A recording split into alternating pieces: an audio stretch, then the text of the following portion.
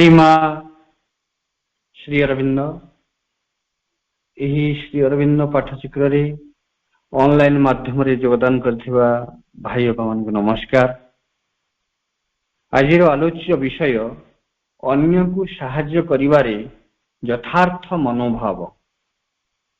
अन्य को साहाय्य करिवारे यथार्थ मनोभाव प्रसंग रे आलोचना करबा निमंते कोरापुट जिला दामनजोड़ी बीजीओपा सस्मिता मिश्र को मु अनुरोध करुछि।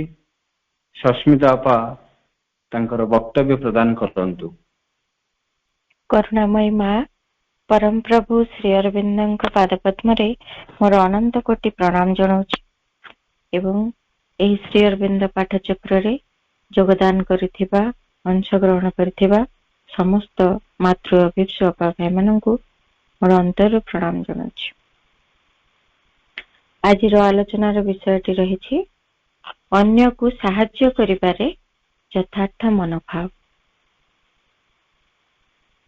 गोटे कहानी अवतारणा करुछि। राजांकर जेतेबेले परलोक हेछि युवराज तरुण अछंती से सिंहासन रे बसिले। प्रजा माने सब खुशी हेचंती कारण से बहुत दयालु और विवेकी थिले। युवराज जेतेबेले राजा हेले तांकर से माने खुशी होबाटी स्वाभाविक।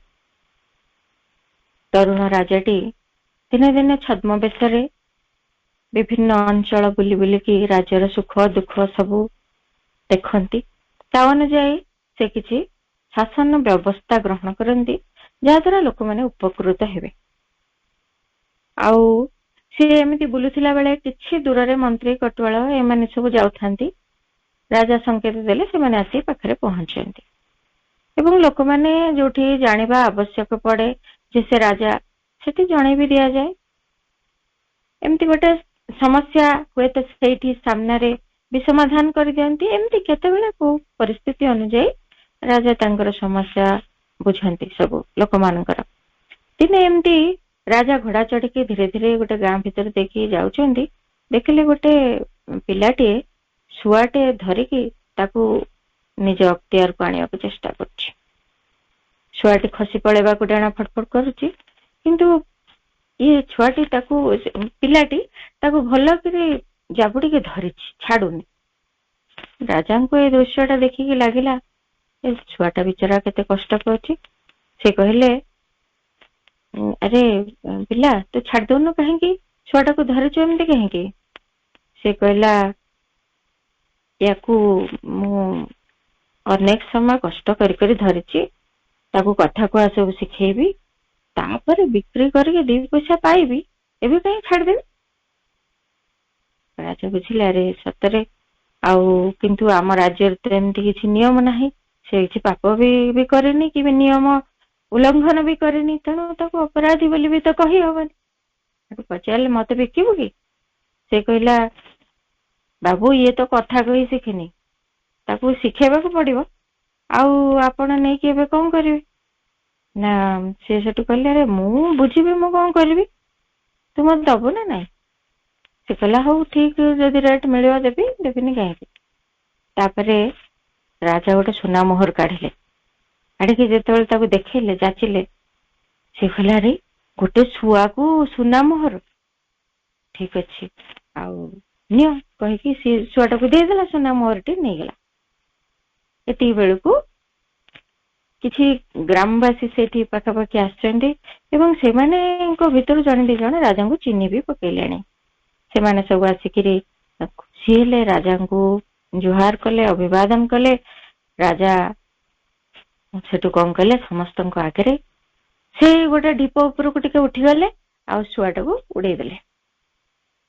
छुआटा उड़ीकी यथाशक्ति चेष्टा करके पूरा जोर उड़ीकी पड़ेला। भारी खुशी उड़ीकी पड़ेला।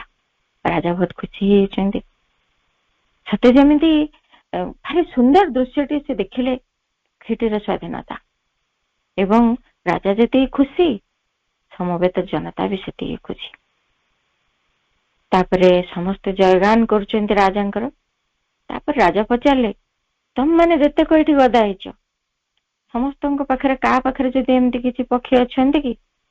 ସମସ୍ତେ ଟିକେ ପ୍ରଥମେ ଚୁପ ହେଇକି ରହିଲେ।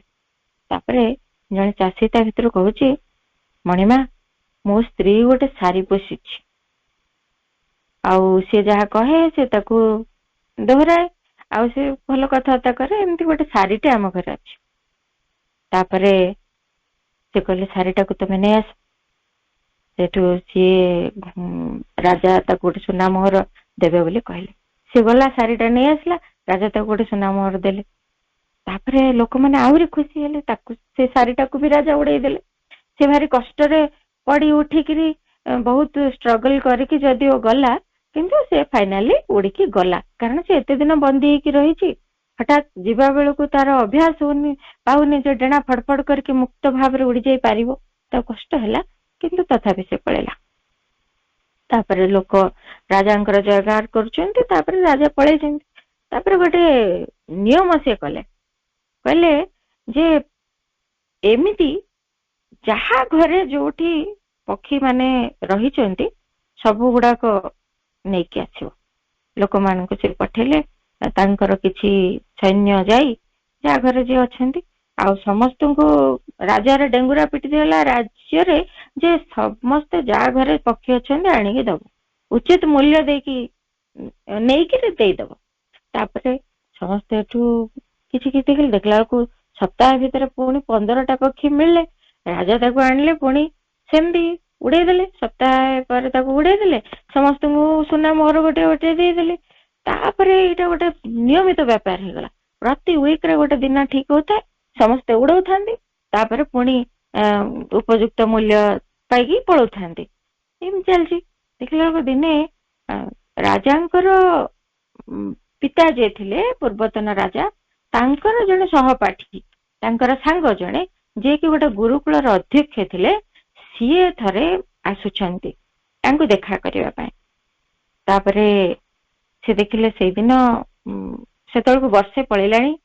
ସିଏ ଆସିକି ଦେଖିଲେ ଯେ କହିଲେ କଣ ହଉଛି, ସେଦିନର ଘଟଣା, ସେଇଦିନ ପାଳି ଅଛି ପକ୍ଷୀ ଉଡେଇବା ଯୋଜନା, ସେଦିନ ସେ ପକ୍ଷୀ ଗୁଡିକ ଉଡଉଛନ୍ତି। ସିଏ ଦେଖିକି କହିଲେ ଏଇ କଣ, ଏମିତି କଣ ଗୋଟେ ଚାଲିଛି, ଯାହା ହଉ। କିନ୍ତୁ ମନେ ମନେ କହିଲେ, ଓହୋ ଏବେ ବୁଝିଲି। କହିଲେ କଣ ଏବେ ବୁଝିଲେ? ନା ରାଜା ପଚାରୁଛନ୍ତି, କଣ ଏବେ ବୁଝିଲେ ଆପଣ? ନା କହିଲେ, କାହାକୁ କିଛି ନ ଜଣେଇକି ଆସନ୍ତା କାଲି ମୋ ସାଙ୍ଗରେ ଛଦ୍ମବେଶରେ ବଣ ପାଖକୁ ଯିବ। ସେ କହିଲେ ହଁ ଯିବି, ରାଜା କହିଲେ। ତା ପରଦିନ ଦିନ ଯାକ ଘୋଡା ଚଢିକି ଯାଇକି ବଣ ଭିତରେ ପଶିକି ଦେଖୁଛନ୍ତି, ଗଛ ଆଡୁଆ ଠିଆ ହେଇକି ସବୁ ଘଟଣା ଦେଖୁଛନ୍ତି। କଣ ହଉଛି ସେଠି ନା ଆଖପାଖ ଗାଁ ଲୋକମାନେ ବିଭିନ୍ନ ଉପାୟ କରିକି ପକ୍ଷୀ ଗୁଡାକୁ ସବୁ ଧରିବାକୁ ଚେଷ୍ଟା କରୁଛନ୍ତି। କିଏ ଫାସ ବସେଇଛି, କିଏ ଗଛ ଉପରେ ବସିକି ଅଠା ଥୋଇ ଦେଇଛି, ଏମିତି ପକ୍ଷୀ ମାନେ ସବୁ ଆସିକି ଲାଗୁଛନ୍ତି। ସେଇଥିରେ ପକ୍ଷୀ ଗୁଡିକ ଆହତ ବି ହେଇଯାଉଛନ୍ତି, ପର ଛିଡି ଯାଉଛି, କାର ଗୋଡ ଲାଖି ଯାଉଛି, ଅଠାରେ ସେ କଷ୍ଟ ପାଉଛି, କିଏ ମରି ଯାଉଛି, ଏମିତି ସବୁ ହେଉଛି। ଏସବୁ ଦେଖିକି ରାଜାଙ୍କ ମୁହଁ ଶୁଖିଗଲା। ସେଠୁ ସିଏ ତାଙ୍କ ପିତାଙ୍କ ସାଙ୍ଗ ଯିଏ, ସିଏ କହିଲେ, ବୁଝିଲ ତ ମୁଁ କଣ ବୁଝିଲି ବୋଲି କାଲି କହିଥିଲି? ଗତକାଲି ଏ ବାଟରେ ଗଲାବେଳେ ମୁଁ ଏମିତି ଦୃଶ୍ୟଟା ଦେଖିଥିଲି। କିନ୍ତୁ ରାଜା ଆଶ୍ଚର୍ଯ୍ୟ ହେଇଯାଉଛନ୍ତି, ମୁଁ ତ ପକ୍ଷୀ ମାନଙ୍କୁ ସାହାଯ୍ୟ କରୁଥିଲି, ତାଙ୍କୁ ମୁକ୍ତ ହବାରେ ମୁଁ ସାହାଯ୍ୟ କରିଥିଲି, ତାଙ୍କ କଷ୍ଟକୁ ଏଡେଇ ଦେବା ପାଇଁ ଚେଷ୍ଟା କରିଥିଲି। ସେଠୁ ସିଏ ତାଙ୍କ ପିତାଙ୍କ ସାଙ୍ଗ ଯିଏ, ସେ କହୁଛନ୍ତି, ନିଶ୍ଚୟ ତମେ ତାଙ୍କର ଭଲ ପାଇଁ କରିଥିଲ, ତାଙ୍କୁ ସାହାଯ୍ୟ କରିଥିଲ, କିନ୍ତୁ ଏଇ ଗୋଟିକ ହିଁ କଣ ତାର ପ୍ରେରଣା ଥିଲା କି? ତା ପଛର ମନୋଭାବଟି କଣ ଏଇ କେବଳ ଏଇ ଗୋଟିକ କଥା ଥିଲା, ତାଙ୍କର ହିତ? ଟିକେ ଭାବିଲ। ଲୋକେ ତୁମକୁ କରୁଣାମୟ କହିବେ, ଦୟାବନ୍ତ ରାଜା ଭାବରେ ଦେଖିବେ, ତୁମ ପ୍ରଶସ୍ତି ଗାନ କରିବେ, ଏମିତି ବାସନା ଟିକେ କଣ ନଥିଲା? ଆଉ ତାକୁ ନେଇକି କଣ ତୁମେ ଏଇ କାର୍ଯ୍ୟକୁ ବଢେଇନ? ରାଜା ମୁହଁ ତଳକୁ କରିଛନ୍ତି। କାମନା ବାସନା ତା ପଛରେ ରହିଛି, ପ୍ରଶଂସା ପାଇବାର ଇଚ୍ଛାଟିଏ ତା ପଛରେ ରହିଛି, ନିଜେ ମହତ ବୋଲି ଦେଖେଇ ହବାର ଗୋଟିଏ ପ୍ରେରଣା ତା ପଛରେ ରହିଛି। এই କଥା ରାଜା ବୁଝିପାରିଲେ। ତାହା କେମିତି ବିକୃତ ରୂପ ନେଲା ସେଥିପାଇଁ ଯେହେତୁ ସେଇଭଳି ଗୋଟିଏ ମନୋଭାବ ତା ପଛରେ ରହିଛି, ତେଣୁ ତାର ପରିଣତିଟା ଏଇଭଳି ବିକୃତିର ରୂପ ନେଇଛି। ଲୋକେ ପକ୍ଷୀ ଧରୁଛନ୍ତି, ଆଣିକି ଦେଇ ଦଉଛନ୍ତି, ପଇସା ନେଇକି ପଳାଉଛନ୍ତି, ସୁନା ମୋହର ନେଇକି ପଳାଉଛନ୍ତି। ତା ପଛରେ ପକ୍ଷୀ ମୁକ୍ତିର ବା ପକ୍ଷୀକୁ ସାହାଯ୍ୟ କରିବାର, ବନ୍ଦୀ ପକ୍ଷୀକୁ ସାହାଯ୍ୟ କରିବାର ଉଦ୍ଦେଶ୍ୟଟି ଯଦିଓ ପ୍ରଥମରୁ ଟିକେ ଆସିଥିଲା, କିନ୍ତୁ ପରେ ତାହା କେତେ ବିକୃତ ହେଇଗଲା, କେତେ କଥା ତା ଭିତରେ ମିଶି ଯାଇଛି। ଠିକ ସେଇଭଳି ଆମେମାନେ ଏଇ ମାନସିକ ଚେତନା ଭିତରେ ଅନ୍ୟକୁ ଯେତେବେଳେ ସାହାଯ୍ୟ କିଛି କରୁ, ପ୍ରଥମତଃ ଆମ ଭିତରେ ଯଦିଓ ଗୋଟେ ସଦିଚ୍ଛାର ଭାବ ତାହା ସୂତ୍ରପାତ ହୋଇଥାଇପାରେ, କିନ୍ତୁ ପରବର୍ତ୍ତୀ ସମୟରେ ତା ଭିତରେ ଅନେକ କିଛି ମିଶ୍ରିତ ହେଇଯାଏ। ଏମିତି କିଛି ପ୍ରେରଣା ତା ପଶ୍ଚାତରେ ମିଶିଯାଏ, ଯାହା ଫଳରେ ଆମର ସେଇ ସାହାଯ୍ୟଟି ତା ପାଇଁ ଯଥାର୍ଥ ହେଇପାରେନି, ବା ସେ ସାହାଯ୍ୟ କରିବା ପଛରେ ଆମର ମନୋଭାବଟି ଠିକ ନଥିବା ଯୋଗୁଁ ଆମେ ମଧ୍ୟ ସାହାଯ୍ୟ ଜନିତ ଯୋଉ ଭଳି ପରିଣାମ ହବା କଥା ଆମ ପାଇଁ ତାହା ହେଇପାରେନି। ତେଣୁ ମା କହିଲେ, one of the commonest forms of ambition is the idea of service to humanity. All attachment to such service or work is a sign of personal ambition. କହିଲେ ଆମ ଭିତରେ ଯେତେ ପ୍ରକାରର ଉଚ୍ଚାକାଂକ୍ଷା ଅଛି, ତା ଭିତରେ ସବୁଠୁ ସାଧାରଣ ଉଚ୍ଚାକାଂକ୍ଷାଟି ହେଉଛି ମଣିଷକୁ ସାହାଯ୍ୟ କରିବା, ତାର ସେବା କରିବାର ଯୋଉ ଧାରଣା। ଏଇ ପ୍ରକାର କାର୍ଯ୍ୟ ପାଇଁ ଯେତେ ଆସକ୍ତି ରହିଛି, ସବୁ ଗୁଡିକ ହେଉଛି ବ୍ୟକ୍ତିଗତ ଉଚ୍ଚାକାଂକ୍ଷାର ଚିହ୍ନ। ସେଇଥିପାଇଁ ହିଁ ତ ଆମେ ଯେତେବେଳେ ଜଣକୁ ସାହାଯ୍ୟ କରୁ, ତା ପଶ୍ଚାତରେ ଆମର ଗୋଟିଏ ଆଶାଟିଏ ରହିଯାଏ, ମୁଁ ତାକୁ ସାହାଯ୍ୟ କରିଛି ମାନେ ସେ ମଧ୍ୟ ଅନୁରୂପ ସାହାଯ୍ୟ ମତେ କରିବ, ବା ମୁଁ ତାକୁ ସାହାଯ୍ୟ କରିଛି ଅର୍ଥାତ୍ ସେ ମୋର ବଶବର୍ତ୍ତୀ ହେଇକି ରହିବ, ମତେ ପ୍ରଶଂସା କରିବ। ଅନ୍ତତଃ ସେଇ ଲୋକଟି ଯିଏ ମୋଠୁ ସାହାଯ୍ୟ ପାଇଛି। ଆମ ଭିତରେ ଏଇ ଭାବନା ଗୁଡିକ ଆସିଯାଏ। ଯଦିଓ ପ୍ରଥମରୁ ତାର ଅସୁବିଧା ଦେଖି ଆମ ଭିତରେ ଗୋଟିଏ ପ୍ରେରଣା ଆସିଥାଇପାରେ, କିନ୍ତୁ ପରବର୍ତ୍ତୀ ସମୟରେ ତା ଭିତରେ ଏଇଭଳି କଥା ଗୁଡି ଆସି ମିଶ୍ରିତ ହେଇଯାଉଛି। ସାହାଯ୍ୟ କରିଛି, ଆଉ ଯଦି ସେଇ ଆର ବ୍ୟକ୍ତି ଠାରୁ ଯଦି ଆମେ ରିଟର୍ନ କିଛି ନ ପାଇଲୁ, ଆମ ଭିତରେ ଦୁଃଖ ବି ହୁଏ। ମୁଁ ଏତେ ସାହାଯ୍ୟ କଲି, କିନ୍ତୁ ବ୍ୟକ୍ତିଟି ମତେ କିଛି ବି ପ୍ରତିକ୍ରିୟା ଦେଖେଇଲା ନାହିଁ, ପ୍ରଶଂସା ତ କଲାନି। ମୁଁ ଯେତେବେଳେ ମୋର ଆବଶ୍ୟକତା ବେଳେ ସେ ମତେ ବି ସାହାଯ୍ୟ କଲାନି। ଏମିତି ମନୋଭାବଟି ଆସିଯାଏ, ଯାହାକି ଯଥାର୍ଥ ସାହାଯ୍ୟ ହେଇପାରେନି। ଆମେ ସେ ବ୍ୟକ୍ତିଟି ପାଇଁ କିଛି କଲେ, କିନ୍ତୁ ତାହା ତା ପାଇଁ ଯଥାର୍ଥ ସାହାଯ୍ୟର ରୂପ ନେଇପାରେ ନାହିଁ। ଆମରି ହିଁ ଏହା ଗୋଟିଏ ଉଚ୍ଚାକାଂକ୍ଷା, ଆମରି ହିଁ ଏହା ଗୋଟିଏ ପ୍ରଶଂସା, ଯଶ, ଖ୍ୟାତି, ମାନ ସମ୍ମାନ ପାଇବାର ମାଧ୍ୟମ ହେଇକି ରହିଯାଏ, କିଛି ପ୍ରତିଦାନ ପାଇବାର ମାଧ୍ୟମ ହେଇକି ରହିଯାଏ। ମାଙ୍କୁ ପଚରା ହେଲା ଯେ why do you say that this is ambition? କାହିଁ ଆପଣ କହୁଛନ୍ତି ଯେ ଏଇଟା ଗୋଟେ ଉଚ୍ଚାକାଂକ୍ଷା ବୋଲି? ମା କହିଲେ, ତମେ କାହିଁକି ଏ କାର୍ଯ୍ୟ କରିବାକୁ ଚାହୁଁଛ, କାହିଁକି ସାହାଯ୍ୟ କରିବାକୁ ଚାହୁଁଛ? ତମେ କଣ ମହାନ ହବା ପାଇଁ ଏମିତି କାମ କରୁନ? ମା କହୁଛନ୍ତି, ଯଦି ଜଣେ ଜଣକୁ ସାହାଯ୍ୟ କରିବାକୁ ଚାହିଁବ, ତାହେଲେ ତା ପଛରେ ଗୋଟେ ଏମିତି ଇଚ୍ଛା ରହିଥିବ ଯେ ଆହୁରି ଉଦ୍ଧତର ସ୍ତରର ଗୋଟେ ପ୍ରେରଣା ରହିଥିବା ଦରକାର, ଯାହାକି ମା ଚାହାନ୍ତି ଆମେ, ମା କଣ କହୁଛନ୍ତି, ପରକୁ ସେ କଥା ଜାଣିବା। କିନ୍ତୁ ଏଇ ଯୋଉ ପ୍ରକାର ଉଦ୍ଦେଶ୍ୟ ନେଇକି ଆମେ ସାହାଯ୍ୟ କରୁଛୁ, ତାହା ପାଇଁ ଆମର ଯଥାର୍ଥ ଜ୍ଞାନ ବି ନାହିଁ। କଣ ସାହାଯ୍ୟ ତାକୁ ଦରକାର? ଯେମିତି ସିଏ ଚାହୁଁଛନ୍ତି ପକ୍ଷୀଟାକୁ ମୁକ୍ତ କରିଦେବେ ରାଜା, ସେଥିପାଇଁ ଯେତେ ପକ୍ଷୀ ଯାହା ଘରେ ଅଛନ୍ତି ମୁଁ ମୁକ୍ତ କରିବି ସିଏ ଭାବୁଛନ୍ତି, କିନ୍ତୁ ଦେଖିଲା ବେଳକୁ ରୂପ ହେଲାଣି କଣ ଜିନିଷର, ନା ପକ୍ଷୀ ଧରିକି ଆଣିକି ଦେଇ ଦଉଛନ୍ତି, ଏବଂ ତାକୁ ଉଡେଇ ଦେବା ବଦଳରେ ଗୋଟେ ସ୍ୱର୍ଣ୍ଣ ମୁଦ୍ରା ଲୋକ ନେଇଯାଉଛନ୍ତି। ଆମେ ଯଥାର୍ଥ ସାହାଯ୍ୟଟି କୋଉଠି ଦରକାର ତା ବି ଜାଣୁନା ଏବଂ ସାହାଯ୍ୟ କଲା ବେଳେ ଆମ ମନୋଭାବ ମଧ୍ୟ ଠିକ ନାହିଁ। ଆମେ ଭାବୁଛୁ ମୁଁ ଗୋଟେ ମହତ୍ ପୁଣ୍ୟର କାର୍ଯ୍ୟ କରିଦେବି ଏବଂ ସେଇ ବଦଳରେ ତାର ପ୍ରତିଦାନ ସ୍ୱରୂପ ସେଇ ସମ୍ମୁଖସ୍ଥ ସାହାଯ୍ୟ ପ୍ରାପ୍ତ ହେଇଥିବା ବ୍ୟକ୍ତି ସେ ବି ମୋ ପ୍ରତି ଆନୁଗତ୍ୟ ପ୍ରକାଶ କରିବ, ମୋର ଜୟ ଜୟକାର କରିବ, ମୋ ପାଇଁ ସେ ସଦା ସର୍ବଦା ଋଣୀ ରହିଲା ଭଳି ମନୋଭାବଟି ରହିବ। ଏଇ କଥା ଆମ ଭିତରେ ଆସିଯାଉଛି। ତେଣୁ ଏହା ନିଶ୍ଚିତ ଭାବରେ ଗୋଟେ ଉଚ୍ଚାକାଂକ୍ଷା। ମା କହୁଛନ୍ତି ଏକ ତ ସାହାଯ୍ୟ କରିବାର ଯଥାର୍ଥ ଜ୍ଞାନ ମଣିଷର ନାହିଁ। କାହାକୁ ପ୍ରକୃତରେ କଣ ସାହାଯ୍ୟ ଦରକାର? କୋଉ ମଣିଷଟିକୁ ଆମେ କହିବା ଯେ ଗରିବକୁ ଖାଦ୍ୟ ଦେବା, ମା କହୁଛନ୍ତି what you want to do, give food to the poor. ଗରିବକୁ ଖାଦ୍ୟ ଦବ? ଗରିବ ମାନଙ୍କୁ ଯୋଉ ଖାଦ୍ୟ ଯୋଗାଇବା କଥା ତମ ଭିତରେ ଯଦି ଆସୁଛି, ଏମିତି ଲକ୍ଷ ଲକ୍ଷ ଗରିବଙ୍କୁ ଖାଦ୍ୟ ଖୁଆଇ ପାରିବା ଆମେ? ମା କହୁଛନ୍ତି ଖୁଆଇ ପାର, କିନ୍ତୁ ଏହା ଦ୍ଵାରା ଯୋଉ ଗୋଟେ ଦାରିଦ୍ର୍ୟ ବୋଲି ଯୋଉ ସମସ୍ୟାଟି ଅଛି ତାର ସମାଧାନ ତୁମେ କରିଦେଇ ପାରିବ, ତା କଦାପି ସମ୍ଭବ ନୁହେଁ। ଏଇ ସମସ୍ୟାଟି ଯେମିତି ଥିଲା ସେମିତି ରହିବ। ଅର୍ଥାତ୍ ଆମେ ଦିନେ ଖାଇବାକୁ ଦେଇଦେଲୁ, ତାପରେ ତା ପରଦିନ ବା ତା ପର ଓଳିକି ଖାଇବା କଥା କିଏ ବୁଝିବ? ଲୋକଙ୍କର ଲିଭିଂ କଣ୍ଡିସନକୁ ବଡ କରିଦେବୁ କି ସାହାଯ୍ୟ କରିକିରି? ତାହା ବି ନୁହେଁ। କାହିଁକି ନା ଏଇ ମଣିଷର ଯାହା ଅବସ୍ଥା ଅଛି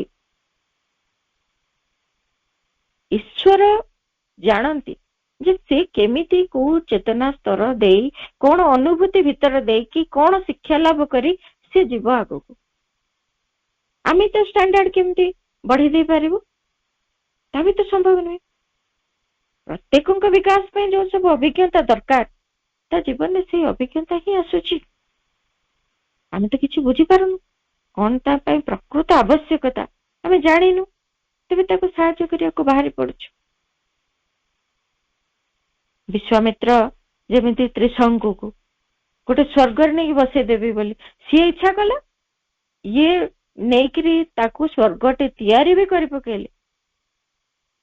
ସାହାଯ୍ୟ ତାକୁ କରିବେ କରି ତା ପଛରେ ଆମ୍ବିସନଟି ତାଙ୍କର ଅଛି ଯେ ମୁଁ ଗୋଟେ ସ୍ୱର୍ଗ ନିର୍ମାଣ କରିବି। ଯଦି ତାକୁ ଦେବତା ମାନେ ସେଠି ରଖେଇଦେଲେନି, ତାହେଲେ ମୁଁ ଗୋଟେ ସ୍ୱର୍ଗ ତା ପାଇଁ ତିଆରି କରିବି, ତାକୁ ସେଇଠି ରଖିବି। ବିଶ୍ୱାମିତ୍ର କରିପାରେ ଏସବୁ। ପରିଣାମ କଣ ହେଲା? ସେ ଝୁଲିଲା ମଝିରେ, ତା ପାଇଁ ଯଥାର୍ଥ ସାହାଯ୍ୟ ହେଲାନି। ସେଇଟା ତାର କୋଉ ଚେତନାରେ ସେ ସେଇ କଥାଟି ଚାହୁଁଛି ସେ କଥା ଆମେ ଜାଣିନେ। ଆମେ ବାହାରି ପଡିଲୁ ଆମର ଉଚ୍ଚାକାଂକ୍ଷା ପାଇଁ, ଆମେ ଲୋକକୁ ସାହାଯ୍ୟ କରିବୁ ଏବଂ ସାହାଯ୍ୟ କରିଦେଇ ଆମେ ସେଇ ପ୍ରଶଂସାର ପାତ୍ର ହବୁ। ଆମେ ବି ସେଇ ଉଚ୍ଚାକାଂକ୍ଷା ଆମ ଭିତରେ ରଖିଛୁ। ତେଣୁ ଦୁଇ ଆଡୁ ଆମେ ଏମିତି ଗୋଟେ ପରିସ୍ଥିତି ଭିତରେ ଚାପି ହଉଛୁ ଯାହାକି କେବଳ ଅଜ୍ଞାନତା ଭିତରେ ଦେଇ ଗତି କରୁଛି। ନା ତା ପାଇଁ ସାହାଯ୍ୟ ଯଥାର୍ଥ ହଉଛି, ନା ଆମ ମନୋଭାବ ଯଥାର୍ଥ ରହୁଛି। ସେଇଥିପାଇଁ ମା କହିଲେ ଯେ ଯାହା ଯେତେ ସବୁ ଆମେ ସାହାଯ୍ୟ କରିବା ପାଇଁ ମଣିଷକୁ ଚାହୁଁଛୁ, ଯାହା କରୁଛୁ, ତା ପଛରେ ଏମିତି ଭାବରେ ଆମର ମନୋଭାବଟି ରହିବା ଦରକାର ଯାହା ଫଳରେ ସେ ସାହାଯ୍ୟଟା ତା ପାଇଁ ଯଥାର୍ଥ ହବ। ଏମିତି କେତେ କେତେ ବିଜ୍ଞ ଉଦାର ବ୍ୟକ୍ତି ମାନବ ଜାତି ପାଇଁ ଅନେକ କିଛି କରିଛନ୍ତି। କିଏ ହସ୍ପିଟାଲ ଖୋଲି ଦେଇଛି, କିଏ ବୃଦ୍ଧାଶ୍ରମ ଖୋଲି ଦେଇଛି, କିଏ ସ୍କୁଲ ଖୋଲି ଦେଇଛି। ଏପରି ସେମାନେ କାର୍ଯ୍ୟ ଗୁଡିକ କରିଛନ୍ତି। ମା କହୁଛନ୍ତି ବଡ ବଡ କାର୍ଯ୍ୟ ସେମାନେ କରିଛନ୍ତି କିଛି ବ୍ୟକ୍ତି ମାନେ, କିନ୍ତୁ କରିଦେଇକି ସେମାନେ ଗୋଟେ ବିରାଟ ଆତ୍ମସନ୍ତୋଷ ଭିତରେ ରହିଯାଇଛନ୍ତି, ଯୋଉଟା କି ଯଥାର୍ଥ ମନୋଭାବ ନୁହେଁ। ଏମିତି ଗୋଟେ ଆତ୍ମସନ୍ତୋଷ ଯେ ମୁଁ ଦୁନିଆ ପାଇଁ କିଛି ଗୋଟେ କରିଦେଲି। It is usually these people who say, if indeed I had created the world, I would not have made it like this. ତାଙ୍କ ଭିତରେ ଆସେ ଏମିତି ଗୋଟେ ଆତ୍ମସନ୍ତୁଷ୍ଟି ଯେ ଜଗତଟା ଯେମିତି ତିଆରି ହେଇଛି ଯଦି ମତେ ତିଆରି କରିବାକୁ ଦିଆ ହେଇଥାନ୍ତା ମୁଁ ଏମିତି ଅସୁବିଧା ଗୁଡାକ ରଖିନଥାନ୍ତି। ତେଣୁ ମୁଁ ଆଜି ପୁରା ସଜାଡି ଦେଇଛି ଏସବୁ କଥା କରିକି। ବାସ୍ତବିକ ଏମିତି ଗୋଟେ ଆତ୍ମସନ୍ତୁଷ୍ଟି ଜଣକୁ ସାହାଯ୍ୟ କଲା ପରେ, ମାନବ ଜାତିକୁ ସାହାଯ୍ୟ କଲା ପରେ, କୌଣସି ଦେଶକୁ ସାହାଯ୍ୟ କଲା ପରେ ଆମ ଭିତରେ ଏମିତି ଗୋଟେ ମନୋଭାବ ଆସେ ଯାହାକି କୌଣସି ସମୟରେ ଯଥାର୍ଥ ନୁହେଁ। ସେଇଥିପାଇଁ ମା ଆହୁରି ମଧ୍ୟ କରୁଛନ୍ତି, you may open millions of hospitals that will not prevent people getting ill. On the contrary, they will have every facility and encouragement to fall ill. ଆମେ ଏଇଭଳି ଯୋଉ ସାହାଯ୍ୟ କରିବୁ ବୋଲି ଭାବୁଛୁ, ଆମେ ହସ୍ପିଟାଲ ଖୋଲି ଦେଇ ପାରୁ, କିନ୍ତୁ ଏହା ଦ୍ୱାରା ଆମେ ଲୋକଙ୍କୁ ଅସୁସ୍ଥତାରୁ ମୁକ୍ତି ଦେଇପାରିବାନି, ବରଂ ତା ବଦଳରେ ଅସୁସ୍ଥତା ହେବାରୁ ତ ତାଙ୍କୁ ଅସୁସ୍ଥତା ଭିତରୁ ତ ତାଙ୍କୁ ରକ୍ଷା କରିପାରିବୁନି, ତା ବଦଳରେ ତାଙ୍କ ଭିତରେ ଗୋଟେ ଭାବନାଟା ଆସିବ ଯେ ସେମାନେ ଉତ୍ସାହିତ ହେବେ ଅସୁସ୍ଥ ହବାକୁ। କାହିଁକି? ଇଏ ଅଜବ କଥା ଲାଗୁଛି ଆମକୁ, କିନ୍ତୁ ଯେତେବେଳେ ଗୋଟେ ଭଲ ସବୁ ସୁବିଧା ସୁଯୋଗ ଥିବା ବଡ ହସ୍ପିଟାଲଟିଏ ଜଣେ ତାର ଘର ପାଖରେ ହଉ, ତାର ରହିବା ଟାଉନରେ ସେଇ କଥାଟିକୁ ସେ ଦେଖୁଛି, ସେ କହିବ ଏଠି କିଛି ଅସୁବିଧା ନାହିଁ, ହସ୍ପିଟାଲଟା ବି ପାଖରେ ଅଛି, ଦେହ ପା ଖରାପ ହେଲେ ଏଠିକି ଆମେ ପଳେଇବା, କିଛି ହବନି ଅସୁବିଧା। କେତେ ଉତ୍ସାହିତ ହଉଛି ସେ ରୋଗରେ ପଡିବାକୁ। ତେଣୁ ଏଇଟା ବି ଗୋଟେ ଯଥାର୍ଥ ସାହାଯ୍ୟ, ତା ବି କହିହବନି। ଏମିତି ଭାବରେ ସାହାଯ୍ୟ କରିବାର ଜ୍ଞାନ ନାହିଁ, କରିବା ବେଳେ ମନୋଭାବରେ ମଧ୍ୟ କେତେ ଆବିଳତା। ସମସ୍ତଙ୍କ ଯନ୍ତ୍ରଣା ବା ବେଦନାକୁ ହ୍ରାସ କରିବାକୁ ଯଦି ଆମେ ଚାହୁଁଛୁ, ତାହା ବି ମା କହୁଛନ୍ତି ତୁମେ ଗୋଟିଏ ପ୍ରକାର ଯନ୍ତ୍ରଣା ହ୍ରାସ କରିଦେବ ତାର କୌଣସି ପ୍ରକାର ସାହାଯ୍ୟ କରିକିରି, କିନ୍ତୁ ଆଉ ଗୋଟିଏ ଯନ୍ତ୍ରଣା ତା ଜୀବନରେ ଆସିବ। ସବୁ ପରିସ୍ଥିତିରେ ସିଏ ଯେ ଯନ୍ତ୍ରଣା ମୁକ୍ତ ହେଇକି ରହିବ ସେ ପ୍ରକାର ସାହାଯ୍ୟ ତ ବି ଆମେ କରିପାରିବୁନି ତାକୁ, କିନ୍ତୁ ତା ବଦଳରେ ତାକୁ ଯଦି ସବୁଦିନ ଖୁସି ରହିବାର ଉପାୟଟି ବତେଇ ଦେଇ ପାରନ୍ତୁ, ସେଇଟା ଯଥାର୍ଥ ମନୋଭାବ ହୁଅନ୍ତା ସାହାଯ୍ୟ କରିବାର। ତାହେଲେ ଆମେ ଜାଣୁଛେ ଯେ ଯେତେ ସବୁ ସାହାଯ୍ୟ କାହାକୁ କରିବୁ ଭାବୁଛୁ, ସେ ସାହାଯ୍ୟ ଗୁଡାକ ଯଥାର୍ଥ ହଉନି, ବା ଆମର ସେ ଯଥାର୍ଥ ଜ୍ଞାନ ନାହିଁ ତାକୁ କି ଉପାୟରେ ଆମେ ସାହାଯ୍ୟ କରିବୁ। ତାହେଲେ ଆମେ କଣ ଏମିତି କିଛି ବି ସେବା କାର୍ଯ୍ୟ କରିବାନି? ଯେକୌଣସି କାହାକୁ ଗୋଟେ ସାହାଯ୍ୟ କରିବା, କି ଅସୁବିଧାରେ ପଡିଛି ତାକୁ ଆମେ କିଛି କଣ କେବେ ସାହାଯ୍ୟ କରିବାନି, ବା ମଣିଷ ମାନଙ୍କୁ କୌଣସି ଅସୁବିଧାରେ ସାହାଯ୍ୟ କରିବାନି? ମା କହୁଛନ୍ତି, however, if it is your destiny to found schools and give instruction, to care for the sick, to open hospitals, it is good, do it. ଯଦି ତମର ଗୋଟେ ଇଚ୍ଛା ହଉଛି କିଛି ସ୍କୁଲ ଖୋଲିବା, କିଛି ଆରୋଗ୍ୟ ନିକେତନ ବା ହସ୍ପିଟାଲ ଟେ ଖୋଲି ଦେଇକି ଅସୁସ୍ଥ ମାନଙ୍କର ଯତ୍ନ ନେବାକୁ, ତା ଭଲ କଥା କର, କିନ୍ତୁ ସେ ସବୁ ଏତେ ବଡ କଥା ବୋଲି ଧରି ନବାନି ଜୀବନ।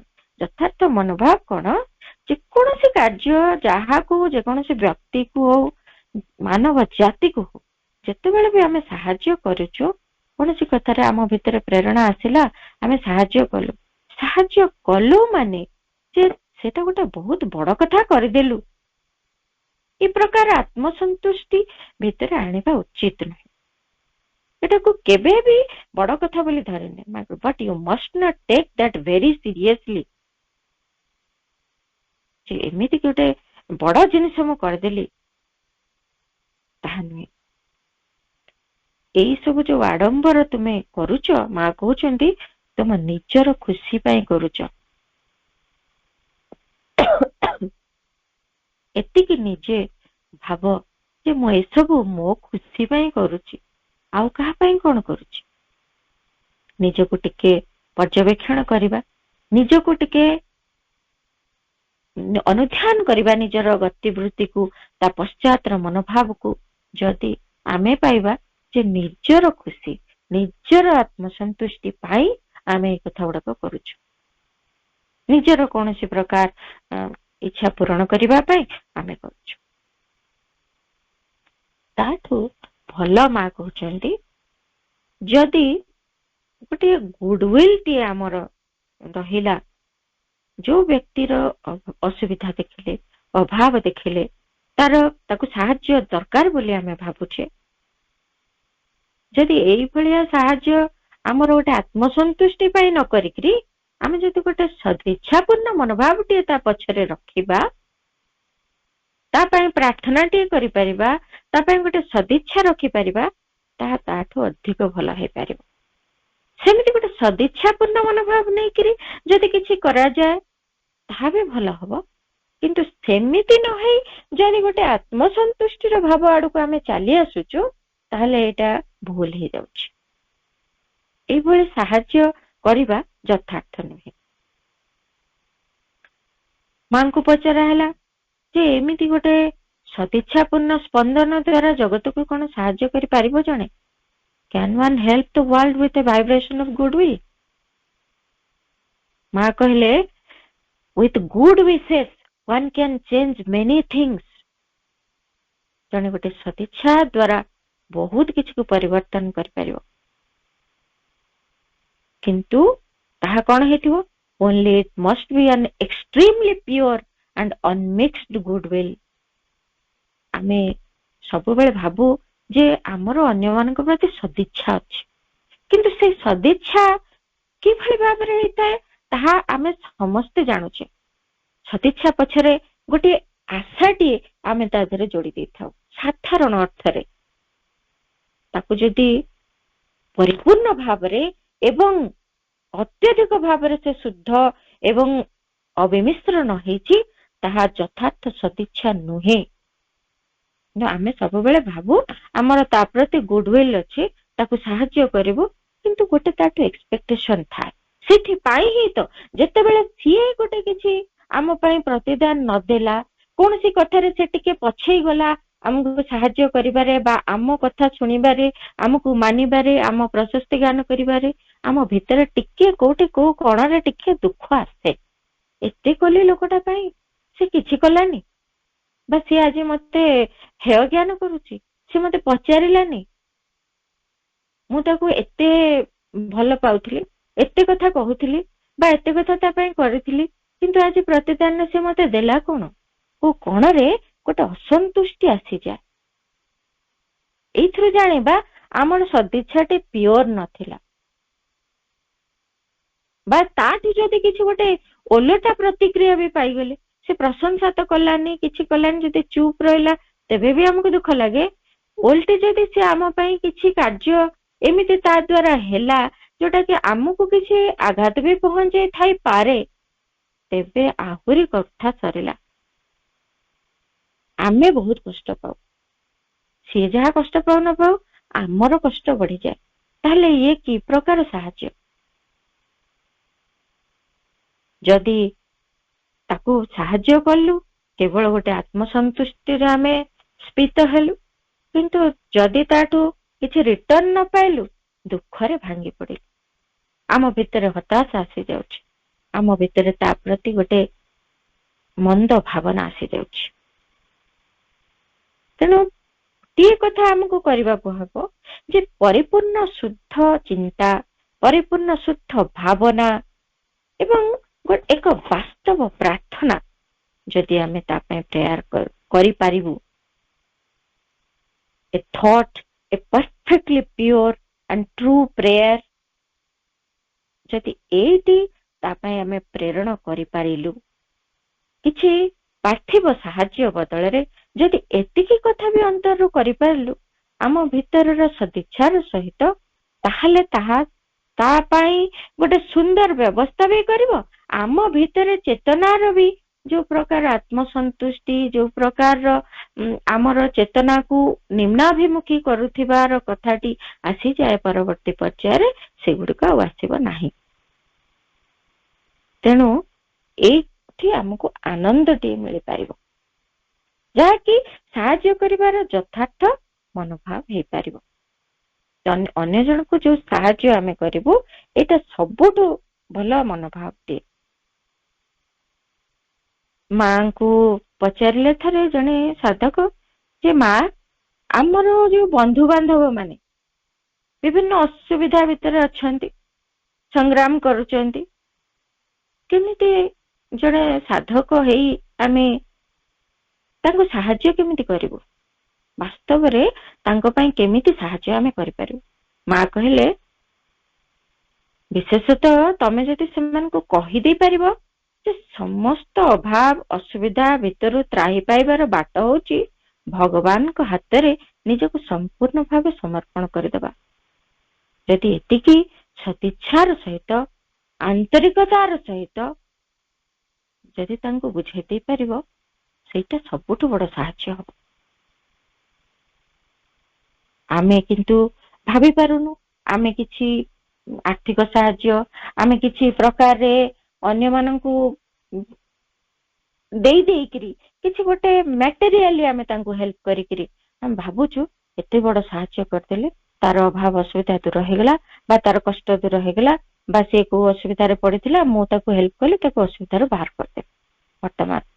କିନ୍ତୁ ମା ଯେମିତି ପୂର୍ବର କଥା ଗୁଡିକ ସବୁ କହିଲେ, ପ୍ରକୃତରେ ସେ ସମସ୍ୟା ତାଠୁ ଯାଇନି, ଆମେ ଯେତେ ସାହାଯ୍ୟ କରୁଛୁ। ଏଣେ ଆମେ ଭୁଲିବାରେ ଲାଗିଛୁ, ମୁଁ ସାହାଯ୍ୟ କଲି, ମୁଁ ସାହାଯ୍ୟ କଲି, ମୁଁ ସାହାଯ୍ୟ କଲି, ଏବଂ ରିଟର୍ନ ପାଇବାର ପ୍ରତ୍ୟାଶା ଭିତରେ ଆମେ ଦିନକୁ ଦିନ ବଢି ଚାଲିଛୁ। ସେ ପ୍ରତ୍ୟାଶାଟି ଆମ ଭିତରୁ ଯାଉନି। ସେଇଥିପାଇଁ କାହିଁକି ଏ କଥା ମା କହିଲେ, ଶ୍ରୀ ଅରବିନ୍ଦ ସେଇଟା କହୁଛନ୍ତି, it is only the divine force, it is only the divine force that can help. କେବଳ ଦିବ୍ୟ ଶକ୍ତି ହିଁ ସାହାଯ୍ୟ କରିପାରିବେ। ଆମେ କି ସାହାଯ୍ୟ କରୁଛୁ? କୌଣସି ସମସ୍ୟା ତ କାହାର ଦୂରେଇ ଦେଇ ପାରୁନୁ, କି ସାହାଯ୍ୟ କରୁଛୁ?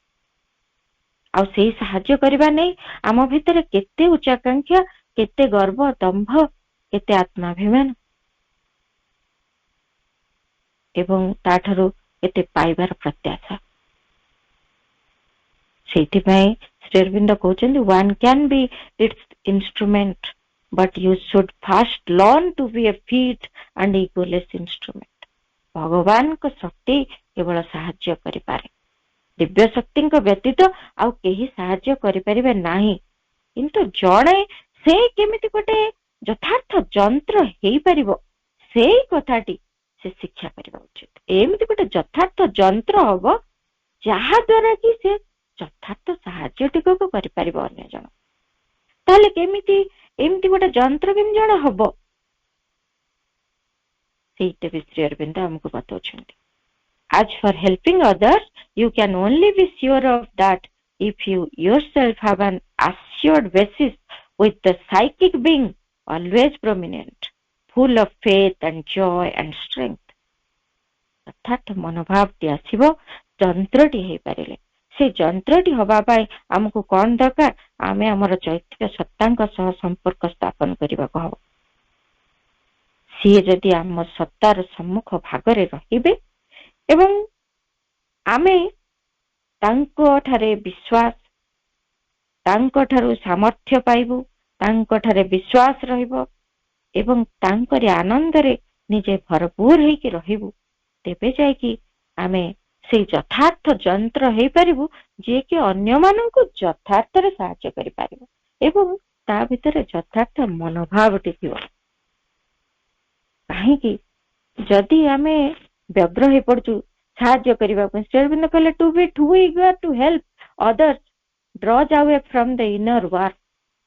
ଯଦି ଆମେ ବେଶୀ ବ୍ୟସ୍ତ ବିଚଳିତ ହେଇ ପଡୁଛୁ ଯେ କାହାକୁ ସାହାଯ୍ୟ କରିବୁ, ଏମିତି ସାହାଯ୍ୟ କରିହବ, ତାକୁ କରିଦେବା, ତାକୁ ସାହାଯ୍ୟ କରିଦେବା, ଯଦି ଏଇ ଇଗରନେସ୍ ଆମ ଭିତରେ ରହିଲା ନା, ଏଇଭଳିଆ ଯଦି ବ୍ୟଗ୍ରତା ଆମ ଭିତରେ ରହିଲା ଅତ୍ୟଧିକ ଭାବରେ, ସେତେବେଳେ ଆମେ ଆନ୍ତର ଅଗ୍ରଗତିର ଯୋଉ କାର୍ଯ୍ୟଟି ତାଠୁ ବହୁତ ଦୂରେଇ ଯାଉଛୁ। ଆମେ ସେ ଇନଷ୍ଟ୍ରୁମେଣ୍ଟ ହେଇପାରୁନୁ। ଇନଷ୍ଟ୍ରୁମେଣ୍ଟ ନ ହେଇପାରିଲେ ଯଥାର୍ଥ ସାହାଯ୍ୟ କରିପାରିବୁନି। ସେଥିପାଇଁ କେବେ ହେଲେ ମଧ୍ୟ ଅତ୍ୟଧିକ ବ୍ୟଗ୍ରତା ଆମ ଭିତରେ ରହିବନି ଯେ ଜଣକୁ କେମିତି ସାହାଯ୍ୟ କରି ପକେଇବି। ମା କହିଛନ୍ତି, how do you expect to help another if you do not have a higher consciousness than he, ତମେ ଅନ୍ୟ ଜଣକୁ ସାହାଯ୍ୟ କରିବା କଥା କେମିତି ଭାବି ଦଉଛ ଯେତେବେଳେ ତାଠାରୁ ଉର୍ଦ୍ଧ୍ୱତର ଚେତନା ସ୍ତରରେ ତୁମେ ନାହ?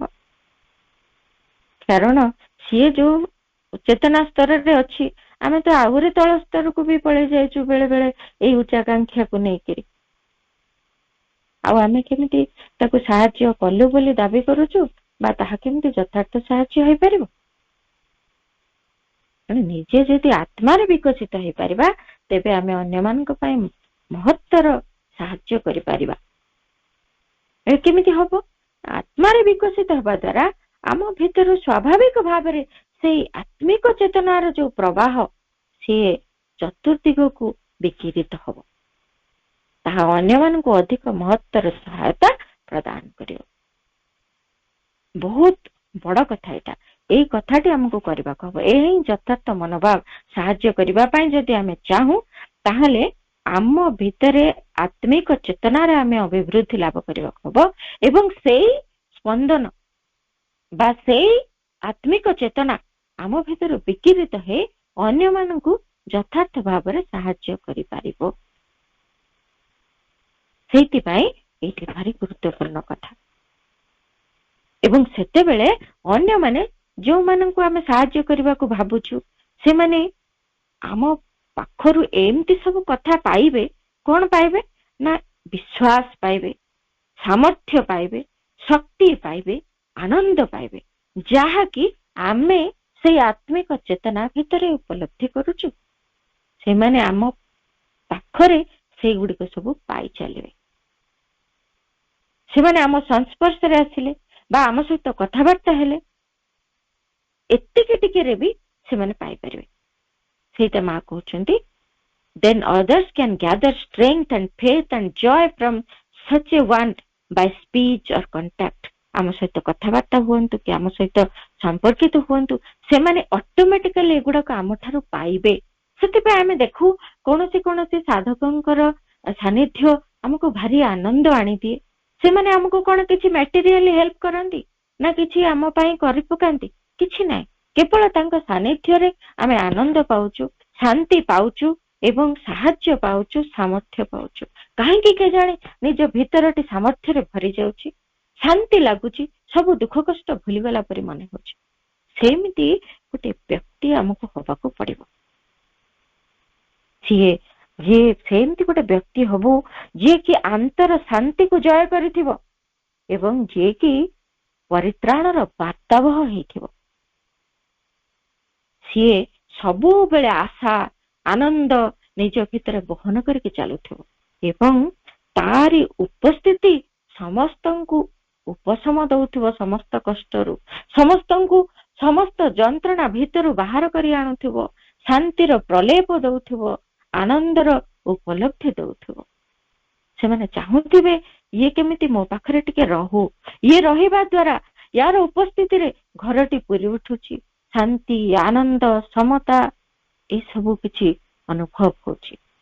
ଘର ହଉ, ବାହାରେ ହଉ, ଯୋଉଠି ତାଙ୍କର ଉପସ୍ଥିତି, ସେଇଠି ଲୋକମାନେ ଏମିତି ଭାବରେ ଉପଶମିତ ହଉଥିବେ, ଏମିତି ଭାବରେ ଦିବ୍ୟ ସ୍ପର୍ଶ ସବୁ ପାଉଥିବେ।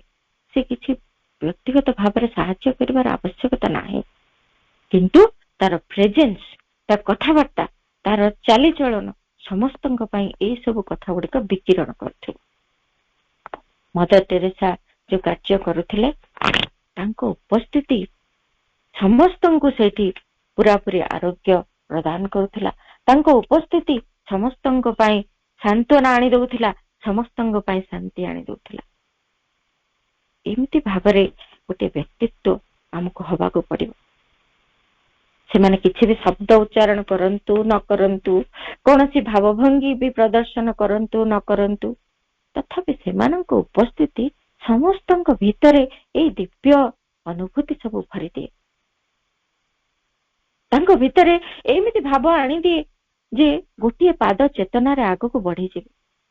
କାହିଁକି ନା ଏଇ କିଭଳିଆ ଅନୁଭବ, ଏଇ ବ୍ୟକ୍ତି ଠାରୁ ଏଇ ଅନୁଭବଟି ଆମ ପାଖକୁ ଆସୁଛି, ଏ ଯୋଉ ଭଳିଆ ସ୍ଥିତିରେ ଅଛି ସେଇ ସ୍ଥିତି ଆଡକୁ ମୁଁ ଯିବି, ଏମିତି ଭାବଟିଏ ତା ଭିତରେ ଆସେ। ଇଏ ହଉଛି ଯଥାର୍ଥ ସାହାଯ୍ୟ ବ୍ୟକ୍ତି ପାଇଁ। ଏଇ କଥା ଆମକୁ ସମ୍ଭବ କରିବାକୁ ହବ, ଏଇ ଚେତନା ସ୍ତରକୁ ଆମକୁ ଯିବାକୁ ହବ। ଗୋଟିଏ ସୁନ୍ଦର କାହାଣୀଟିଏ ଶୁଣିବା। ଜଣେ ସାଧକ ରହୁଥିଲେ ଗୋଟିଏ ପାହାଡର ପାଦଦେଶ ଆଉ ଶିଖର ମଝିରେ ସେ ରହୁଥିଲେ। ତାଙ୍କୁ ଭେଟିବା ପାଇଁ 2 ଜଣ ଯୁବକ ଚଢୁଛନ୍ତି।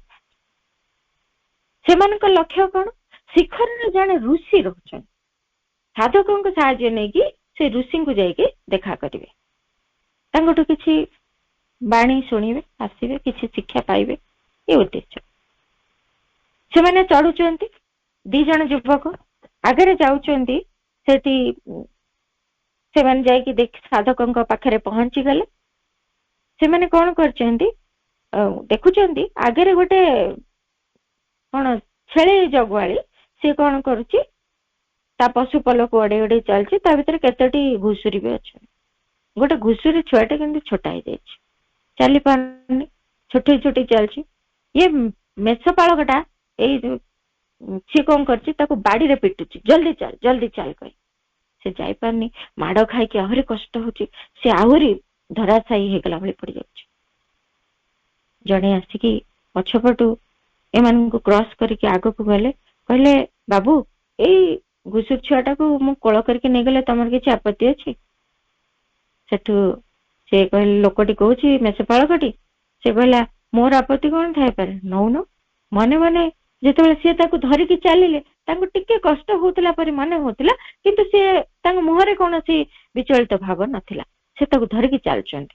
ଯାଇକିରି ସିଏ ଟିକେ ବାଟ ଆଗକୁ ଯେମିତି ପଳେଇଲେ, ମେଷପାଳକଟା କହୁଛି ଯେ ଇଏ ବୁଢାର କଣ ବୁଦ୍ଧି ଅଛି କେଜାଣି, ନିଜେ ହଇରାଣ ହବାକୁ ଚାହୁଁଛି, ଧର ଟେକ୍ ଭୁଲ, ଏଇ ଟାଇପର ନେ, ଟେକି ଘୁଷୁରୀ ଛୁଆକୁ ଟେକିକି ବୁଲୁଛି, ଏମିତି କହିକି ସେ ହସୁଛି।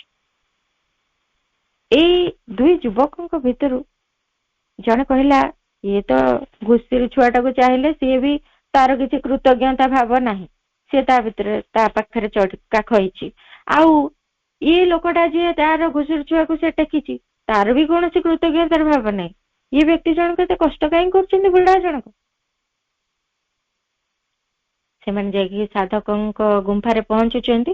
ସାଧକଙ୍କୁ ସେଇ କଥା କହିଲେ। ସାଧକ କହିଲେ, ହୁଏତ ଏମାନେ କହିଲେ ଆମେ କିଛି ବୁଝିପାରୁନୁ ଯେ ସେ କାହିଁକି ଘୁଷୁରୀ ଛୁଆଟାକୁ ଟେକି ଟେକି ନେଲେ, ଇଏ କି ପ୍ରକାର କାର୍ଯ୍ୟ, କି ପ୍ରକାର ସାହାଯ୍ୟ? ତାପରେ ସେ ସାଧକ କହୁଛନ୍ତି ଯେ ଏଇ ଜଣେ କହିଲା ଯେ ବୋଧେ ସେ ଘୁଷୁରୀ ଛୁଆର କଷ୍ଟ କମେଇଲେ, କିନ୍ତୁ ନିଜେ ତ କଷ୍ଟ ପାଇଲେ। ଆଉ ଜଣେ କହିଲେ, ମୁଁ ତ କିଛି ବୁଝିପାରିଲିନି ସେ କଣ କଲେ। ସାଧକ ସେଠୁ କହୁଛନ୍ତି, ସେ ବୋଧେ ନିଜର ବିବେକର ଦଂଶନରୁ ରକ୍ଷା ପାଇବା ପାଇଁ ଟେକି ନେଇଗଲେ। କାରଣ ପଛରେ ନିଜକୁ ସେ କ୍ଷମା କରିପାରିନଥାନ୍ତେ ଯେ ଏମିତି କଷ୍ଟ ପାଉଥିଲା ଗୋଟେ ଘୁଷୁରୀ ଛୁଆଟା, ମୁଁ ପଳେଇଲି, ତାକୁ ଟିକେ ଟେକିକି ନେଇଯାଇଥିଲେ କଣ ହେଇଥାନ୍ତା, ଏମିତି କାଳେ ପଛରେ ଫିଲିଂ ଆସିବ। ସେଥିପାଇଁ ତାକୁ ଓଭରକମ କରିବା ପାଇଁ, ପଛରେ ଆଉ ସେମିତି ନ ଲାଗିବା ପାଇଁ ସେ ତାକୁ ଟେକି ନେଇକି ପଳେଇଲେ। ଏଇ 2-3 ଜଣ ଏମିତି କଥା ହେଇକି ଚାଲିଲେ ଋଷିଙ୍କ ପାଖକୁ। ଉପରେ ଶିଖରରେ ଅଛନ୍ତି ଋଷି। ଯାଇକି ଦେଖୁଛନ୍ତି ସେଇ ବୃଦ୍ଧ ଜଣ କହୁଛନ୍ତି ସେଇ ଋଷି। ଏମାନେ କିଛି ସମୟ ବସିଲେ, ତାଙ୍କଠୁ କିଛି କଥା ଶୁଣିଲେ। ତାପରେ ଏଠୁ ତାଙ୍କୁ ପଚାରିଲେ, କୌତୂହଳ ବଶତଃ ପଚାରିବି ନ ପଚାରିକି ରହିପାରୁନାହାନ୍ତି। ଯୁବକ 2 ଜଣ ଟିକେ ପଚାରିଲେ, ହେ ଋଷି ବର, ଆପଣ ସେ ଘୁଷୁରୀ ଛୁଆକୁ ବହନ କରିକି ଆଣିବାର ପ୍ରେରଣାଟି କଣ ଥିଲା? ପଶୁଟିର କଷ୍ଟ ଦେଖି ସହିପାରିଲେନି, ନା ମେଷପାଳକର ହଇରାଣ ହଉଥିବାର ଦେଖି ଆପଣ ସହିପାରିଲେନି, ନା ଭବିଷ୍ୟତରେ ନିଜ ବିବେକର ଦଂଶନରୁ ରକ୍ଷା ପାଇବା ପାଇଁ ତାହା କଲେ? ଋଷି କେବଳ ଏମିତି ଚାହିଁକି ରହିଲେ। ମନେ ହେଲା ଯେ ଘୁଷୁରୀ ଛୁଆଟାକୁ ସେ ବୋହିକି ନବା କଥାଟା ସେ ପୁରା ପାସରି ଦେଇଛନ୍ତି, ଆଉ ମନେ ନାହିଁ ତାଙ୍କର। ଏମାନେ ତାଙ୍କଠୁ କିଛି ଉତ୍ତର ପାଇଲେନି, ଫେରି ଆସିଲେ। ଯୁବକ 2 ଜଣ ଆଉ ସାଧକ ଫେରୁଛନ୍ତି। ସାଧକ କହୁଛନ୍ତି ସେଠି, ବାସ୍ତବିକ କେଡେ ବୋକା ଭଳି ମୁଁ ତାଙ୍କ ଆଚରଣକୁ ବ୍ୟାଖ୍ୟା କଲି। ତାଙ୍କର ଏଟା ସ୍ୱାଭାବିକ ପ୍ରକ୍ରିୟା। ନିଶ୍ୱାସ ନବାଟି ଯେମିତି ସ୍ୱାଭାବିକ ପ୍ରକ୍ରିୟା, ସେମିତି ସାହାଯ୍ୟ କରିବା ତାଙ୍କର ସ୍ୱାଭାବିକ ପ୍ରକ୍ରିୟା। ସେ ସାହାଯ୍ୟ କରିଛନ୍ତି ତାହା ତାଙ୍କର ମନେ ନାହିଁ। ଭୁଲି ସାରିଛନ୍ତି। ନିଶ୍ୱାସ ନେବାକୁ କିଏ କଣ ମନେ ରଖେ?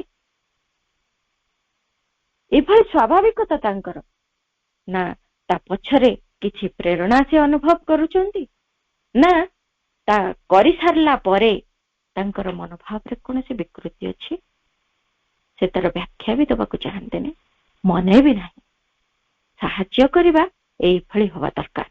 ଏଇ ପ୍ରକାର ଚେତନା ସ୍ତରରେ ଆମକୁ ପହଞ୍ଚିବା ଦରକାର, ଯୋଉଠି ସାହାଯ୍ୟଟି କରିବି ବୋଲି ଭିତରୁ କୌଣସି ପ୍ରକାର ଗୋଟେ ପ୍ରେରଣା ଆସି ଆମକୁ ଠେଲି ଦଉନଥିବ, କି ସାହାଯ୍ୟ କରିସାରିଲା ପରେ ଆମର ଉଚ୍ଚାକାଂକ୍ଷା ସେଥିପାଇଁ ନାଚି ଉଠୁନଥିବ,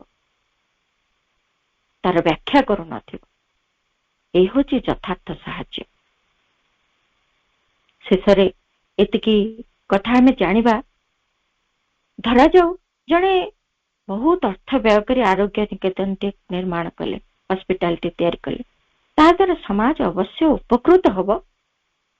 ସେମିତି ଗୋଟେ ବ୍ୟକ୍ତିକୁ କିଛି ସାହାଯ୍ୟ କଲେ, ଆର୍ଥିକ ହଉ କୌଣସି ପାର୍ଥିବ ବସ୍ତୁ ଦେଇକି ସାହାଯ୍ୟ କଲେ, ତା ଦ୍ୱାରା ସେ ନିଶ୍ଚିତ ଉପକୃତ ହବ। କିନ୍ତୁ ଯଦି ସାହାଯ୍ୟକର୍ତ୍ତା ନିଜେ ସେ କାମଟି କରି ନିଜର ଅହଙ୍କାର ଅନୁଭବ କରୁଥିବେ, ତେବେ ତାଙ୍କର କ୍ଷତି ହେଇଛି। ଅହଙ୍କାରର ବହଳତା ହିଁ ଭଗବାନ ଆଉ ଆମ ମଧ୍ୟରେ ବ୍ୟବଧାନ ସୃଷ୍ଟି କରିଛି। এই ପ୍ରକାର ମାନସିକତା ଦୃଷ୍ଟିରୁ ଯଦି ଆମେ ବିଚାର କରିବା, କିମ୍ବଦନ୍ତୀର ରାଜା ଇନ୍ଦ୍ରଦ୍ୟୁମ୍ନ ତାଙ୍କ କୃତିରେ ଅହଙ୍କାର ଅନୁଭବ ନ କରିବା ପାଇଁ ତାଙ୍କର କେହି ବଂଶଧର ନ ରହନ୍ତୁ ବୋଲି ପ୍ରାର୍ଥନା କରିଥିଲେ ଜଗନ୍ନାଥଙ୍କୁ। ଏହା ବାସ୍ତବରେ ଭାରି ତାତ୍ପର୍ଯ୍ୟପୂର୍ଣ୍ଣ। ପରବର୍ତ୍ତୀ ସାହାଯ୍ୟ ବା ସେବା ପରବର୍ତ୍ତୀ ଯୋଉ ମନୋଭାବ, ତାହା ହିଁ ଆମକୁ ତଳକୁ ଖସେଇ ଦିଏ। ସେ ମନୋଭାବଟି ବହୁତ ଗୁରୁତ୍ୱପୂର୍ଣ୍ଣ। ସେଇଥିପାଇଁ ସବୁବେଳେ ଆମକୁ ସେଇ ଅନ୍ତର ଚେତନା ସହିତ ଯୁକ୍ତ ହେଇ ରହିବାକୁ ହବ। ନିଜେ ଯେତେବେଳେ ଜଣେ ଅନ୍ତର ଚେତନାରେ ସେଇ ଏକାତ୍ମତାର ସହିତ ରହିପାରେ, ସେତେବେଳେ ତା ଭିତରେ ସେଇ ଅବିଚଳ ପ୍ରଶାନ୍ତି ସେ ଅନୁଭବ କରିବ, ମହାନ ସତ୍ୟକୁ ସେ ଉପଲବ୍ଧି କରିବ, ହୃଦୟଙ୍ଗମ କରିପାରିବ ଯେ କର୍ମ ସେ ନିଜେ କରୁନି, ତା ଭିତରେ ମାତ୍ର ତାହା ସଂଗଠିତ ହବାରେ ଲାଗିଛି। ଯେଉଁ ଶକ୍ତି ଯୋଗୁଁ ଏସବୁ ସୃଷ୍ଟି ସମ୍ଭବ ହୋଇଛି, ଯେଉଁ ଶକ୍ତିର ବିଭୂତିରେ ଏଇ ଜଡ଼ ପୃଥିବୀରେ ଜୀବନ ସମ୍ଭବ ହେଇଛି, ସେଇ ଶକ୍ତି ଆମକୁ ଆୟୁଧ କରି ନାନାଦି କର୍ମ କରୁଛି। ଯେଉଁ ବ୍ୟକ୍ତି ମାଧ୍ୟମରେ ସେ ଶକ୍ତି, କୋଉ ବ୍ୟକ୍ତି ମାଧ୍ୟମରେ ସେ ଶକ୍ତିଟା କେତେବେଳେ କୋଉ ପ୍ରକାର କାର୍ଯ୍ୟ କରୁଛି, ଯେଉଁ ମାଧ୍ୟମରେ ସେ ଯୋଉ କାର୍ଯ୍ୟ କରୁଛି ତାହା ତାର ହିଁ ଇଚ୍ଛା। ମୁଁ କିଏ? ସେଇ ବ୍ୟକ୍ତି ନିଜେ ବି କଳ୍ପନା କରିପାରିବନି ତାକୁ କିଭଳି ମାଧ୍ୟମ କରି ସେଇ କାର୍ଯ୍ୟ କରୁଛନ୍ତି। ତେଣୁ ସେ ନିଜେ ଏଠି ଭାବିବାର ଅବକାଶ ଆସିଲା କୋଉଠୁ, ଯେ ମୁଁ ନିଜେ କାର୍ଯ୍ୟଟି କରିଛି। ତେଣୁ ବଡ ବଡ କାର୍ଯ୍ୟ କରୁଥିବା ଲୋକ, ସାହାଯ୍ୟ କରୁଥିବା ଲୋକ ନିଜକୁ କର୍ତ୍ତା ବୋଲି ମନେକରି ଏଇଭଳି ଅହଂଭାବ ଆଣିଥାନ୍ତି। ବହୁତ ସାଧାରଣ କଥା ଏଟା। କିନ୍ତୁ ଅସାଧାରଣ ଜ୍ଞାନୀ ହଉଛି ସେଇ ବ୍ୟକ୍ତି ଯିଏ ସାରା ଜଗତ ପାଇଁ କିଛି କରୁଛି, କିନ୍ତୁ କେବେ ବି ସେ ତାର କୃତିତ୍ୱ ଉପରେ କୌଣସି ପ୍ରକାର ଧ୍ୟାନ ବି ଦେଇନି। ଚେତନାରେ ନିଜେ ଏତେ ଅଗ୍ରଗତି କରିଛି, ତାହା ଦ୍ୱାରା କି ଜଗତ ଉପକୃତ ହଉଛି, ସେ ହିଁ ଯଥାର୍ଥ ସାହାଯ୍ୟକାରୀ। ତେଣୁ ସବୁବେଳେ ଯେତେବେଳେ ବି ଆମେ ଯାହା ପାଖରେ ଦେଖୁଛୁ, କୌଣସି ପରିସ୍ଥିତି, କୌଣସି ଘଟଣା, କୌଣସି ଅସୁବିଧା, କୌଣସି ବ୍ୟକ୍ତିର ଦୁଃଖ ଦୁର୍ଦ୍ଦଶା, ସବୁ ଭିତରେ ଆମର ମନୋଭାବ ଏଇଆ ରହିବ ଯେ ଏଇ ପୃଥିବୀ ଭିତରେ ଯୋଉ ଭଗବାନ ଏ ସୃଷ୍ଟିଟି କରିଛନ୍ତି, ତାଙ୍କରି ହିଁ ଇଚ୍ଛା ପ୍ରତିଟି ମୁହୂର୍ତ୍ତରେ ସଂଗଠିତ ହେଉଛି। ତାଙ୍କରି ଇଚ୍ଛା ହିଁ କେତେବେଳେ ତାଙ୍କରି ଇଚ୍ଛାର ଯନ୍ତ୍ର ମୁଁ ହେଇଯାଇପାରେ, ମୋ ଦ୍ୱାରା ସେ କିଛି କାର୍ଯ୍ୟ କରେଇ ପାରନ୍ତି ଯାହା ସମ୍ଭବ। ତେଣୁ ମୁଁ ବା କି ସାହାଯ୍ୟ କରିବି, ମୋ ଦ୍ୱାରା ବା କଣ ହେଇପାରେ? ତାଙ୍କରି ଠାରେ ଚିର କୃତଜ୍ଞତା ଆମ ଭିତରେ ରହିବ ଏବଂ ସାହାଯ୍ୟ କରିଛି ବୋଲି ଆମ ଭିତରେ ଗୋଟିଏ ଭାବ ହିଁ ରହିବନି। ତାହା ତାଙ୍କରି ଇଚ୍ଛା ପୂର୍ଣ୍ଣ ହୋଇଛି, ମୁଁ କେବଳ ମାଧ୍ୟମଟି ହେଇଥାଇପାରେ। ଯେମିତି ସେ ଋଷି ପୁରା ଭୁଲି ଯାଇଛନ୍ତି, ସେ ସାହାଯ୍ୟ ବି କରିଥିଲେ। ସେଇ ଚେତନା ସ୍ତରକୁ ଯିବାକୁ ପଡିବ। ଏହା ଏମିତି ଗୋଟିଏ ଛଳନା ବା ନାଟକର କଥା ନୁହେଁ, ବା ଗୋଟିଏ ଆଚରଣ କରିବା ବିଧିଟିଏ ନୁହେଁ। ଏହା ଚେତନାରେ ଉପଲବ୍ଧିର ବିଷୟ। ତେଣୁ ଚେତନା ସ୍ତରରେ ଆମକୁ ସେଇ ସ୍ତରକୁ ଯିବାକୁ ପଡିବ। ତାହା କେବଳ ସମ୍ଭବ ଆମ ଅନ୍ତର୍ଚେତନା ସହିତ ଯଦି ଆମେ ସମ୍ମିଳିତ ହବୁ, ସେତେବେଳେ ଏଇ କଥା ଗୁଡିକ ଆପେ ଆପେ ଆମ ଭିତରେ ସଂଗଠିତ ହବ ଏବଂ ସାହାଯ୍ୟ କରିବାର ଯଥାର୍ଥ ମନୋଭାବଟି ଆମେ ସେତେବେଳେ ପ୍ରାପ୍ତ ହେଇପାରିବ। ତାହା ସେଇ ସାହାଯ୍ୟ ଯଥାର୍ଥ ହେଇପାରିବ ଯାହା ଭଗବାନ ଆମଠାରୁ ଆଶା କରନ୍ତି। ସେ ଆଶା କରନ୍ତି ଆମ ଚେତନାରେ ଅଗ୍ରଗତି। ତାହା ହିଁ ଆମର ପାଇଁ ଯଥାର୍ଥ କରଣୀୟ କର୍ତ୍ତବ୍ୟ ଏବଂ ସମଗ୍ର ଜଗତ ପାଇଁ ଯଥାର୍ଥ ସାହାଯ୍ୟ, ଭଗବାନଙ୍କ କାର୍ଯ୍ୟରେ ସହଯୋଗ। ସମସ୍ତଙ୍କୁ ଧନ୍ୟବାଦ। ମାଙ୍କ ନିକଟରେ ଅଶେଷ କୃତଜ୍ଞତା। ବନ୍ଦେ ମାତରମ୍। ବର୍ତ୍ତମାନ 1 ମିନିଟ ମାଙ୍କ ନାମ ଜପ କରିବା ସହିତ ଆଜିର ଶ୍ରୀଜୀବନ ପାଠଚକ୍ରକୁ ସମାପ୍ତ କରିବା। ମା ମା ମା ମା ମା ମା ମା ମା ମା ମା ମା ମା ମା ମା ମା ମା।